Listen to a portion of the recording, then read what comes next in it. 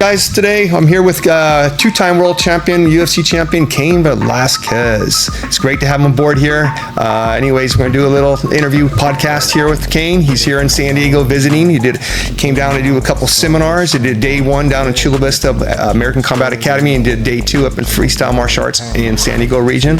Anyways, did outstanding seminars. Anyways, I'm here with Cain Velasquez, and it's great to have him on board, Mr. Cain. Thanks for coming. Thank you for having me. Thank you. Aspect of it. I love to teach. If people are willing to accept the knowledge, I will share it. So depending on what the class was, like the people that we had, I know that a lot of the times my wrestling can really that's the one thing that I can really show, and I can show a lot of that. So we did that for 2 days, so that was great. Awesome. Yeah, and you're known as I think you're All-American wrestler, I believe, right? Mm-hmm. And Division I wrestler. Yes, All-American for Arizona State 2 times, conference champion as well. So yes. Let's start by on your background. What actually got you into wrestling? What would you say? What got me into wrestling?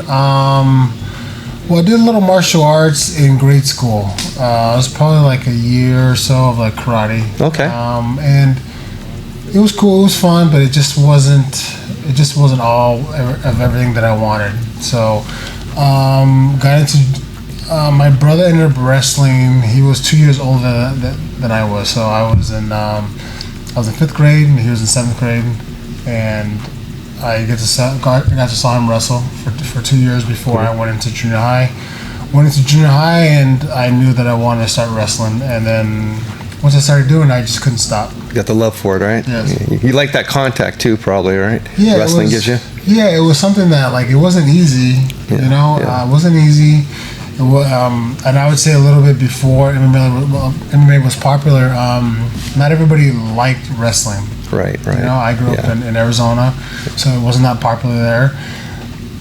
So I was just sort of doing it for myself. Okay. Nobody else was really into it. I didn't know if I could make a career out of it or anything. I just knew that something about it kept making me go back. Gotcha. Kept making me work. Yeah. And it wasn't easy. It was hard work. Right. But I just got to learn a lot about myself. I got to compete one-on-one. So it just did a lot of good things for me. Was your high school coach a mentor for you? Would you say? Would you kind of motivate you a little bit? Definitely. My high school coach was Sean Rustad. He wrestled for Iowa State. I think wrestling was for me to kind of get my feet wet a little bit, kind of know what the sport is. And then once I got into high school, wrestling for my coach, Sean Rustad, was the best. Nice. The best. I want to change anything that happened there as far as me being a wrestler for him. Yeah. I think he was a great coach. He's one of those coaches who would hype you up so much when you were wrestling. He'd be one of those guys really screaming and kind of going crazy as far as the competition goes. He's kind of pushing you hard then. Yes. Just by things that he was saying, like, it just made you dig deep and want to pick up the pace. Nice. Made you dig deep to work hard. I've never worked any like harder than in high school. Nice. Okay. Like the conditioning that we did, it was like we were at a Division I school wrestling. Like that's how hard like the practices were. That's how hard the competition was. So I just learned a lot. Like it was almost like that was the hardest time I had competing. Yeah. That was the hardest time I had in the wrestling room in practice. After that, it was easy. College was easier. Even MMA was easier. Everything. So you say wrestling is definitely a really good foundation for MMA. I mean, yeah, it is. Because you already get some of the control on the ground, right? Which is what you get in jiu-jitsu. Right. So then you start to blend a little bit of jiu-jitsu into your wrestling. So you kind of already bridging the gap down on the ground, and then also from the feet, where you're over under like collar tie-ups, over under tie-ups on the feet, which is we're in there a lot in MMA, but now we can do more things, right? We can add knees, add strikes to it. Yeah. And then being able to take somebody down or defend a takedown. So once you have all the wrestling, now all you got to do is add some striking to it. and then add some jiu-jitsu to it. Yeah. So you're already kind of bridging the gap to doing both. Yeah. So would you say, like, anybody starting off in traditional martial arts, like karate or taekwondo, I mean, either way, that still is great exercise, still can influence them, help them a little bit, right? Yeah. Right. But with MMA too, it's more of a progressive system. It's changed a lot. I think wrestling's definitely getting a lot of attention now. Over the years in the UFC, a lot of MMA fighters, they all have a good wrestling base. Yes. It's I'm sure you're happy to see that influence and the growth of it. Yes. Right. And it's great to have you represent what wrestling has helped MMA fighters. Anybody that's getting into MMA, would you highly recommend them definitely keep pursuing the wrestling to enhance what they're doing, their skills in MMA? I think that's a good background to have. I think it's, like I said before, as far as like having, now you just need to add some jiu-jitsu and then some striking, but also the mental toughness that you get in that wrestling practice. Right. It's very grueling. Again, you're going one-on-one against somebody, trying to take somebody down. Yeah. It's very difficult. And then when you get here in the United States, we're the only place in the United States in the whole world that has this type of wrestling that we have in high school and college. Right. So that's the best transition to MMA, because you're just a freestyle, that's international type of wrestling. That's mainly takedowns. And when you get to the ground, the guy on the bottom isn't trying to get up. You're not trying to keep him down. Right. So there isn't. So that's part of MMA too. Yeah. We're trying to keep somebody down, right? Control them. Absolutely. And have the person on bottom trying to escape or trying to get a reversal. So that's the best look that we can give, that we have here in the United States. It's that type of wrestling. No one else does it. So people that wrestle here already have a good lead into going to MMA. And again, you get into the mental toughness. It makes that like discipline and mental toughness, like you talked about, really toughens you up, right? It does. Yeah, you're not really doing it for a lot of glory. You know, it's not like a sport like football where where there's a lot of people watch. Like, depending on where you live in the United States, right? Midwest, East Coast, a lot of people watch wrestling. Yeah. Okay. Yeah. You start getting to West Coast, not necessarily. Right. Okay. So you're really just doing it for yourself. Right. You know? Now, what got you into jiu-jitsu? Did you start at AK jiu-jitsu? I did. You did? Yeah. Okay. And then, were you under Camarillo, or did you start with Leandro Vera? No, with Dave Camarillo first. Okay. I trained with him for, might have been close to 10 years or so. Okay, wow. Long time. Yeah. So long time with him. Great coach. He had a good, his whole style of combining a little bit of judo with jiu-jitsu. Guerrilla jiu-jitsu. And then after that, Leandro Vieira came. Yeah, which is my professor's old teammate, Eduardo Teles' teammate. Yeah. Cool. So both amazing instructors, both amazing coaches. Learned a lot from both, have a lot of respect for both. Different styles, more or less, right? More methods? Different styles. Yeah, different styles, but like everybody's their own individual, right? Everyone has their own style of fighting. Yeah. Right? How can they make it their own? I had my wrestling style, and I mixed a little bit of jiu-jitsu into it. Right? Control. I never really like to use any submissions. That's just the way I like to fight. Yeah. But I like to blend the both of my wrestling with a little bit of jiu-jitsu. Gotcha. And your style is very efficient, and your main thing was to get them down on the ground, put the pressure on them, and then ground and pound was what you like to do. That was your game, right? Yeah. What your game was, yeah. That's awesome, yeah. As far as boxing now, you got introduced with boxing with Javier, Coach Javier? Yes. Okay. And Coach Javier, Javier Mendez. I got to AK around 2006, 2005, 2006. Okay. As soon as I graduated from college, I went to AKA, started training, and then as soon as I worked out with Javier once, like I knew, like this guy he just knows it all. Knew his stuff, yeah. He knew his stuff very well. So the more that I picked his brain, I just knew, in this sport of MMA, like he's just not wrong. Like he just knows his stuff that well. And he's also just a very good athlete. Like, even him not knowing how to wrestle, he just knows how to move his body, use his leverage, and adapt it to the wrestling, right? Yeah. So he knows, like, how to get away from wrestlers. He knows the best way to like take somebody down. Yeah. You know, where the body position should be. Right. Take somebody down. Right. So he taught me a lot of that, man. He made my wrestling a lot easier from being able to let the striking go. Right. You know, really focus on the striking and let that set up my takedowns. Now just shooting in for a takedown. The AK, you know, a lot of people name it as the wrestling place, right? But with that said, they have jiu-jitsu. You had Camarillo, you had Vera there. You have, you know, Curly, you have Ron there. You know, they have a lot of jiu-jitsu, but you guys try to work all elements of the game pretty much, from jiu-jitsu, wrestling, right? You do your kickboxing, your Muay Thai, you do your boxing, and then overall, I mean, AK is a complete MMA school. Would you say that? Yes. More or less? Yeah, complete school. We have everything. And then that all depends on the person and what style of fighting that they want to do. Right. They want to add a little more wrestling to it. I always like to add both, but I always like to add a lot of striking in it as well. Right. Tire the opponent down. And then once I tire them down, then open up the striking. Then I can start letting it go from there. But yeah, we're a complete school. It's whatever anybody brings to the table. What style of fighting that they want to do? Where are they the best at? That could be the wrestling. That could be the jiu-jitsu. That could be on the stand-up. Gotcha. It's kind of like a puzzle, right? You see what their assets are and what the weaknesses are, and you determine what needs to be worked on, and then work from there, basically. Yeah. Right?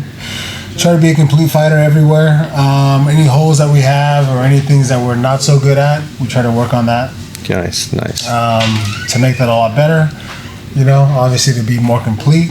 And the things that we're really good at, we always stick with that because that's our bread and butter. Nice. Just try to make that better. Right. Nice. So what got you into martial arts? Why made you want to start? Martial arts, I would say movies. Movies, okay. So as a little kid, my parents let me watch whatever I wanted to. So I would generally watch whatever they were watching. Okay. So a lot of action movies. Okay.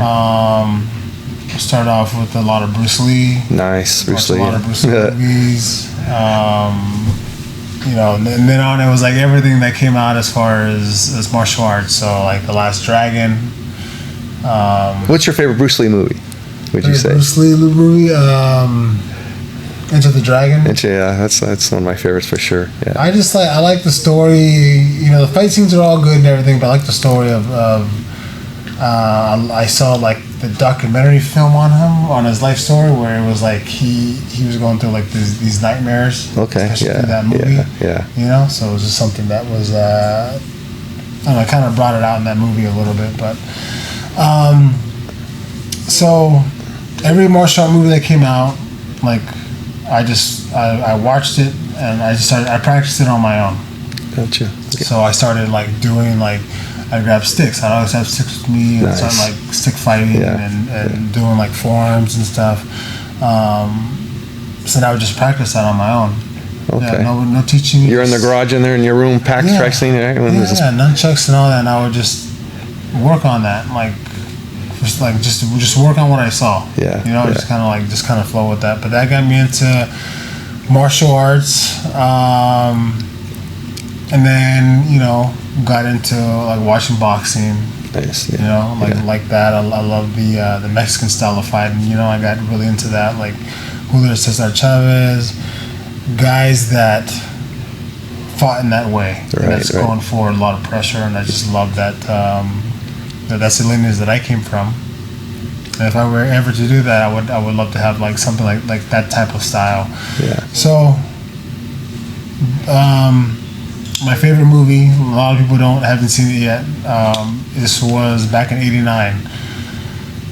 It was a huge budget, and then it ended up flopping to the movie theaters. But that was my favorite movie growing up, and I would constantly practice it. And it's called the Blood of Heroes. The Blood of Heroes. I have to look that one up. Yeah, I still have to look at that one. Yeah. Apocalypto type film with a lot of MMA into it. Back in '89, this actually had a lot of good fight scenes in MMA, and once I saw that, I started practicing it. It just kind of motivated you, inspired you. Like, this is cool, man. Yeah, I was like that, and that was my favorite. It's been my favorite movie ever since I was a little kid. And everybody I asked if they've seen it, like no one. Yeah. Maybe I asked one person ever, but it was like that has seen it. But so I would say movies got me into it. Movies got me into martial arts. Okay, and AK is your first official MMA gym. That's Yes. where that was your home base, right? Pretty much where you came. Yes. And what made you go to AK again? What made me go to AK? My coach at Arizona State is Tom Ortiz. So Tom Ortiz knew my manager at the time at AK, and his name is Dwayne Zinkin. Dwayne Zinkin was All-American from Fresno State. Okay. So he told me if I want to start fighting, if I was really serious about it, there's a place out in San Jose that I can go check out. Okay. You know, and I did. Before I graduated, I went out there for like 2 days. Okay. Just see how the gym was and everything. And 2 days of working out, and I was like, okay, when I graduate, I'm gonna come out here and just start doing this. Nice. Yeah. What would you say some of your favorite, what inspired you to do MMA fighter-wise in mixed martial arts? What some fighters throughout history you liked? Fedor. Fedor, yeah, one of my favorites, yeah. And watching Pride. Yeah, good old days, right? Yeah, Pride was amazing with the different rules, right? Doing the kicks to the head on the ground, something that they don't do in the UFC, so it was a little different. So that stuff really got me into it. And then watching UFC fights as well. Okay. Yeah. That was obviously I watched the first UFC when it came out. Didn't I understood it, but it was just to see what different styles would come on top, right? And then it was just more like in college when I started watching the actual MMA, where it was more of its own sport. Okay, nice, very cool. All right. Fighters ever step back in the ring? I know you kind of semi-retired. You know, any thoughts or something? Maybe a match down the road. I'll never say never, man, but no, I don't have any desire to fight right now. Okay. No, I love what I do, and I feel like I did enough. I got out of my system, I fought like how I wanted to and did all that. Now I am loving the coaching aspect of it, and I still get to go in and train and do all that stuff. So that's been really good. And they're like, AK is like a family down there, right? They really bond together. You got a good tight knit group of guys there. Yeah, that's definitely what it is. It's always a team. Like, especially when I was training back in the day, like I would see Daniel more than I would see my family. In camp and stuff. So you definitely create a bond. You create, it's a team of brothers and sisters going to war.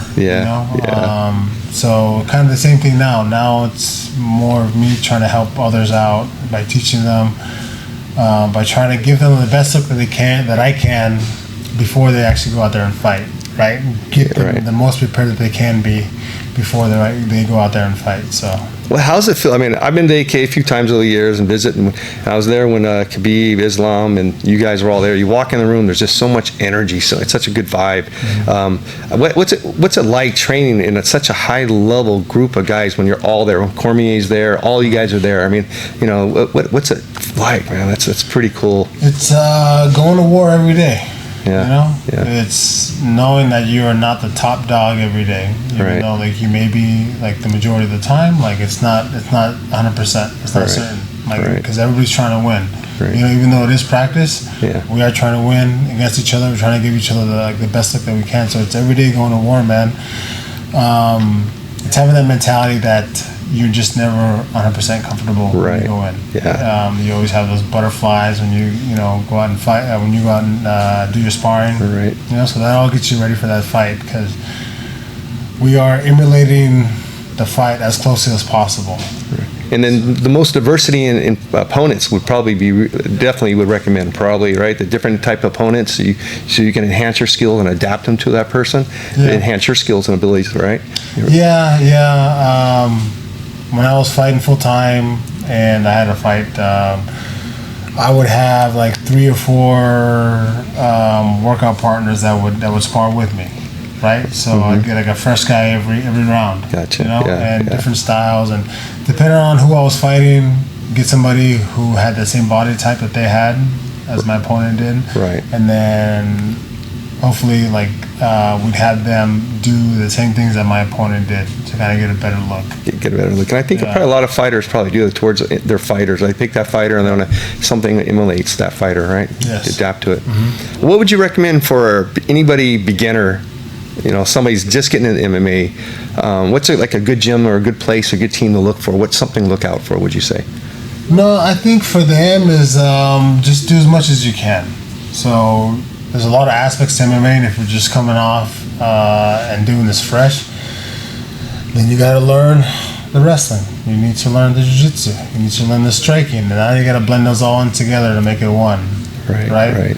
So there's obviously, I think you would start off, instead of just going into an MMA gym, like an MMA team, you're just not knowing anything. And if depending on what background you came from, take certain classes. Take a jiu-jitsu class, take a wrestling class, take boxing class, take get somewhere where you can learn the striking, and just do as much as you can, learn as much as you can. So just be in the gym as much as you can, and then blend all that together. And would you say, I think sometimes like a wrestler might have a hard time learning the stand-up, and a stand-up guy might have a hard time learning the wrestling. It's really the complete MMA athlete is the person that can put together the best, right? Mix all their skills together, right? Yeah, and background necessarily doesn't do it, but I would say the individual. Everyone learns different. Everybody can make whatever they learn their own. So some people just can learn the wrestling a lot better than others, and vice versa, right, as far as the striking or whatever. So as long as that person can learn whatever they can, all aspects of MMA, we'll put that together, that works well for them, right, then perfect. That creates a certain fighting style, right? Each one, we're all individuals. Our bodies are different. The way we move different. Our mentality is different. So we all pick up different aspects of MMA. Right. We all make it our own. Right. What do you think of a Strickland? He just won last night. Yes. He's got a very interesting style. Yeah. Very unorthodox style. It works for him. It makes it effective. You see what he's doing. Yeah. But what do you think of it? It's great. It's a Philly shell is what he's doing. What he did last night with Paulo Acosta, he stands straight up, right? So not necessarily sitting really down on his punches and making those heavy strikes. He's more of like standing straight up, and he's blocking everything first. Yeah. Like he's walking them down, blocking everything, and then what he's doing with the legs is he's not really necessarily getting kicked. He's checking, but also a lot of push kicks to the stomach. So he's tiring out his opponent by walking him down and also getting those kicks to the stomach, right? Right. That takes a lot of wind out of you. And then once you start softening him up, then he'll turn on the strikes upstairs. Yeah. So he'll start letting his hands go. So it's a good style that works for him. Yeah, it's working for him so far. It's people are trying to figure his puzzle out, trying to figure out. It looks like it's an easy style to figure out, but it looks like guys are having a hard time figuring his style out. Yeah, he's very good at blocking a lot of stuff. Yeah.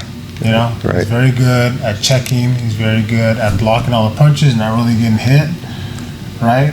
And then walking somebody down. You keep somebody backing up. The judges see that's you losing. You're backing up. And then that gets you tired. Now you're getting hit in the stomach as well on top of that. Yeah. So, very smart fighter, yes. Yeah. Then the UFC or MMA in general, you see so many different like you mentioned, so many different styles. MMA's kind of evolved, right? Everybody's kind of had their own look, their own thing. You like the wrestling, ground and pound. You see, a lot of different fighters doing different things these days. Yeah. What other styles of fighters would you recommend, or would you like in particular that you see is kind of evolving? I like good striking, man, mixed with some good wrestling. Okay, yeah. And then the wrestling could be anything from takedowns from the legs. It could be throws. Nice. It could be something like more like a judo style, like throws. Strictly a striking. If you're that good at just strictly striking, like perfect. Like do that. Yeah, right. Yeah, that's always fun to watch as well. I like technical stuff on the ground too. Right. Yeah. Being a student of the game, I don't necessarily have to watch all the fights and have to be standing. Right. You know, right. I like as well where people are getting control and on top. Right. You know, winning on top, control, looking for jiu-jitsu there, or even strikes from there. Right. So I like, if the guy's really good somewhere, then I like to see them just do their thing out there. As far as like jiu-jitsu, being a black belt in jiu-jitsu and you're a black belt in jiu-jitsu, I mean, what do you feel about like the deep half guard, the half guard? Do you feel like that's really a threat? Is that a disadvantage or advantage, you think, for MMA, would you say? Like, how would you look at that? I look at that as far as being a half guard. Like, you're comfortable on top. I'm comfortable on top, yes. You know, generally MMA, we want to be on top. You know, it's just a fight. So there's so many tools when somebody is on top. Person on the ground necessarily, like, they're losing. You're on the bottom, you're losing. There's not a lot of people that get submitted from the bottom anymore. Right. You know, people are so good everywhere. So being on top anywhere, but I want to have control of the legs too. So if I'm on half, I'm necessarily don't have control of the legs. So I want to have control of the legs so I can go strike upstairs, right? Because if I'm on the bottom myself, I can get it pretty easily. If nobody traps my legs, I'll get into guard, and then like I work my way to guard. It's pushing off, create distance, and then start standing up. You know, like the deep half guard, they go underneath you. To me, I find that would be really dangerous. So their head's like literally on your leg right there, your hip right there. You know, the deep half guard, they get underneath you. Yeah, and then you have, you know, hammer fist and everything. But again, if the guy's really good down there, if you start striking, then you're not necessarily holding them. So the guy can get a sweep. But I think for me, number one, getting out from the bottom, escaping is the easiest thing. And then number two is the sweeps. But you get guys who are really good at jiu-jitsu who have really good sweeps. So again, it's all it's what everybody's good at. Yeah, right. Who would you say is, you say your toughest opponent, because all your opponents were tough, I'm sure. Mm-hmm. What's definitely one of your most memorable fights, you would say? I mean, just really sticks in your mind. Yeah, it was probably the rematch and the trilogy with Junior Dos Santos. Yeah. And then hardest hitter. Hardest hitter, it'd have to be Dos Santos and the last guy I fought. The Naganya? Yes, Francis. Yes. Both of them hit really hard. Obviously I've trained with a lot of guys. There's not many guys that hit that hard. Nice. Santos has just a lot of extra power. Francis as well, a lot of extra power. Big dude, big strong dude. So that's their body type, right? That's just what they're good at. So yeah. Right. Yeah. What fight do you think you could have did better in if you had one of your losses? Dude, even my wins, I always thought I could do better there. Yeah. You know, like I was so into my craft. I was so much of a perfectionist that how am I going to get better is, even with the win, I wasn't necessarily happy with anything because I could have done a lot. Like myself. Perfectionist, right? Yeah. Like I could have done better here. I studied my tapes and was like, okay, I could have done better here. I could have done better here. So that helped me progress on, you know. And with the losses, like even more so, like taught me really good lessons to not do certain things over again ever.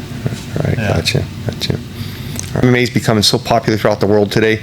What would you recommend, you know, for them? Would you recommend, or how would you recommend them start? Well, it's all dependent on what the child wants to do, right? Like if they want to do MMA, okay, but you got to find the right sport for them to do. So jiu-jitsu, they might like it, they might not, right? It's all dependent on if they like it or not. Like, okay, wrestling. So a lot of young kids wrestling, a lot of young kids doing jiu-jitsu. Have them, you know, do some classes, see if they like either or. See if you like the striking more. Because you may like something, you may not. You know, and then you never know if you later on you're going to grow into it. Right. So it's all what the kid wants to do. If they really want to do MMA and they really love it, and they're willing to practice all aspects of it, then good. But if you know, they find like they do the striking, and they're like, you know what? I thought it would be a lot better. Like, I thought it was something else. Right. So they're not really into it, right? Right. So, and some kids, when you put them in wrestling, they're like, I don't want to do this. Right. You know? Yeah. So it's, have them try it, see if they like it. You know, if they do, then hopefully they can continue to keep doing that and kind of build off of that. Okay. Yeah. Do you have a motto that you live by? Like something that always just you stand by? Something you think about all the time? Just have fun with it all, man. Yeah. Gotta have fun. If it's not fun, then why do it, right? Yeah, you gotta do what you love, right? Number one. And that's every day. That's, there's things that we have to do, yes, but there's things that are our passion, and that's a lot of that's martial arts, right? We get to learn so much, it's self-fulfilling. We learn about ourselves, we learn about other people. Just do something that really interests you, that you love to do. Like, you do that, all good, Nice. And that's everything. It's to go out and play, have fun, but also when you're doing your work, like, I can't believe that I got to do this as a job, right? Be a professional fighter. Something that I love to do. Now that I get to teach it even more, like, I love to do it still. So, as long as you love to do what you're doing, man, all good. It's all good. You're happy, right? Yes. That's right. Yeah. Some say that, Cain Velasquez has been kind of hidden for a while. Don't hear much, too much. He's not fighting no more. What's a typical day for Cain? What's Cain up to today, would you say? Well, so I'm at the gym pretty often, man, coaching, right? So I'm at the gym 5 days a week in the mornings, and then 3 days a week at night. Okay. So we're doing team practice at AKA, and then at nighttime, I'll hold mitts and stuff for people, work with people on the stand-up. So I'm really just helping the team, and then also just being home with family and stuff. Gotcha. And you travel a lot. You're supporting a lot of the fighters while Coach Hobbs been gone, right? You've been head coach, and the fighters on the weekends, different events you've been, right? Yeah. We have a good team there at AKA, with the whole coaching staff. Me, Ron Kessler is the jiu-jitsu coach. Does a lot of the matchmaking for us as well.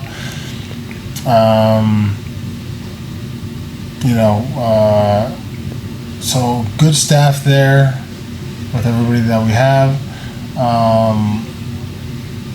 And I love what Hobbs doing, working with Khabib and Islam and all those guys from Dagestan, our brothers from over there. So I'm really happy with their progress and then how they're doing, and I'm just happy that I get that he has a confidence in us to do what we're doing. Yeah, and they got a great coach. I mean, having Cain Velasquez coaching you, that's awesome. I mean, you have two-time world champion. You got all the experience. You know what it takes to become a champion for sure.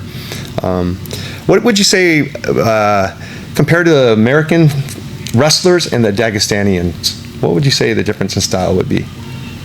What makes them so unique, the Dagestanians? What makes them so unique, man? I think they just do it from a young age. Like, they just practice from a young age. Yeah. When you wrestle like that as a young kid, growing all the way up, like, that's all you do, right? And I mean, like, when you're having fun with your friends, like, you're wrestling. Right. Yeah. Right? Yeah. Something like that is going to get you better. And those guys are just, like, I felt different people from different places come with different things. Yeah. I feel like guys normally from like Mexico have like good gas tanks. Good chins, can hit hard, good gas tanks. People from Dagestan, super strong. Good technique and super strong. And they don't even lift weights, right? They don't do a lot of weights. They do mostly calisthenic stuff, right? Yeah, that and, wrestling gets you that strength, right? Strength, like the back strength, and then the good technique also helps, right? But those guys are just naturally gifted and strong. Nice. Yeah, and just love. I mean, wrestling's their whole world, right? Yeah, right. Like, they're with friends, they're wrestling. Right. There's little kids that are just wrestling. Like, that's what they're doing. That's how they're playing. They're not like playing tag. They're wrestling each other. Yeah, it's unique because you see them wrestle, and then they're, they don't really do jiu-jitsu. They do sambo, I guess, right? A lot of them do sambo style, which they have the submissions in it with the wrestling. Yes. And then you see them, some people talk about, well, they're not black belt in jiu-jitsu, but here you see a Dagestani come out and he'll defeat a black belt in jiu-jitsu. So it's not really, it's an individual, right? And it's just a different system style where they are raised at, but it's so effective. They've proven to be effective. Yes. And I think, what do you feel? I think they're going to be around for a while, this Dagestani fighters. Yeah, they're just going to keep evolving, being better. We have more champions from there. Just the way how strong they are and the way that they wrestle, it's so much pressure on top. They do so much control, right? It's just really hard to deal with. Right. And you won't know unless you really feel it, right? It's really feel it. Yeah, it's a little different. It's like somebody hitting really hard. Right. Now on the other end of it is somebody who's really strong on the grappling, like where you're just stuck on the bottom. Right. And you get to a point where it's just like, okay, like I'm tired, I can't do anything. Like I start opening up these holes to where I give up a submission. All right. For sure. Thanks, Coach. Appreciate it.